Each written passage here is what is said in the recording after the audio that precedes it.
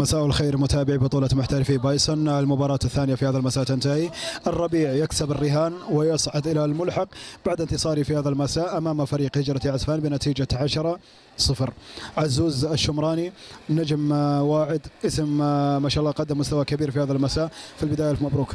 أول شيء بسم الله الرحمن الرحيم، الله يبارك فيك.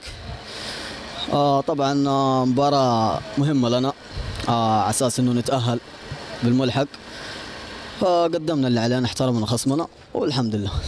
عزوز الآن الفريق طبعا خطف المركز الثاني، دخل الملحق، ستلعبون أكيد مباراة، سننتظر من سيكون هو الثالث من المجموعة السادسة غدا في حين معرفة من ستواجهون، ولكن بكل الأحوال ماذا ستقدموا في دور الملحق؟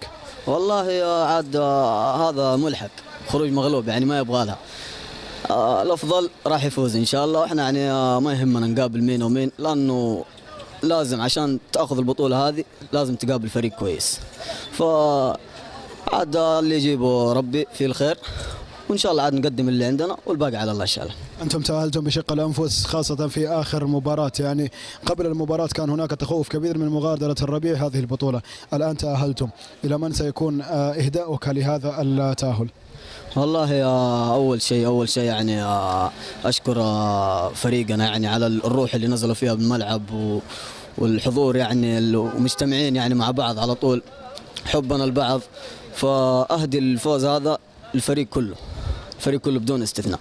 شكرا لك عزوز الشمراني أحد لاعبي فريق شباب الربيع، ألف مبروك للتأهل مرة أخرى. الله يبارك فيك. لا حبيبي.